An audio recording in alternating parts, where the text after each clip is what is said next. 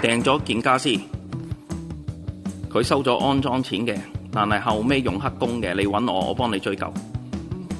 但係你明知黑工都用嘅，咁我冇辦法啦。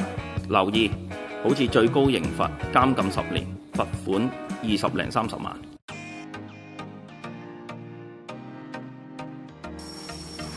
裝修家私點樣可以最平？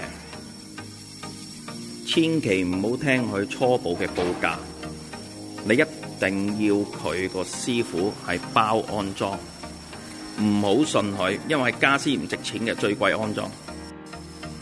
現在出邊話裝修或者訂做家私，佢話咩3萬蚊全屋家私，係人仔未包送貨。最貴係安裝，你要揾指定佢承包責任個師傅上嚟廠房試驗俾你，而冇問題，嚟到香港冇問題，好唔 OK？ 而完成你先俾錢，就唔好落咗貨俾晒錢。家私分3部分：材料、運輸、安裝。OK？ 如你前頭家私係儲錯晒，而你唔知道而俾晒錢嘅，你嘅運輸承唔承擔？例如佢做錯搬3次，承唔承擔呢？好唔 OK？ 而你個安裝有冇上過廠睇而承擔個責任呢？好唔 OK？ 嗱，如果佢係肯承擔嘅，而佢係樓上鋪嘅，你落訂金只可以落60%，安裝尾數剩翻40%，你先俾錢。千祈唔好信佢將家私同師傅運輸撥開，你輸晒㗎，你冇得走㗎，你仲要求佢啊，同埋爛你都要收貨。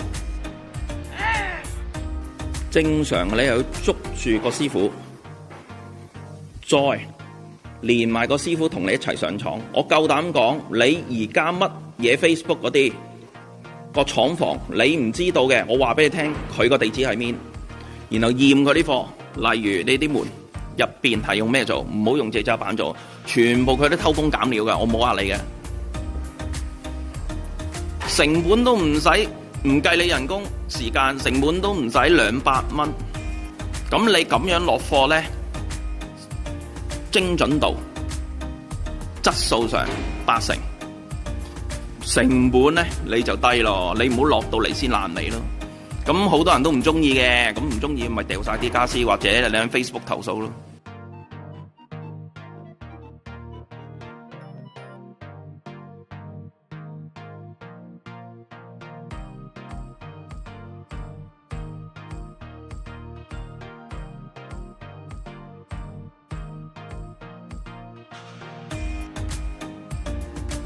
訂咗件家私，佢收咗安裝錢嘅，但係後尾用黑工嘅，你揾我，我幫你追究。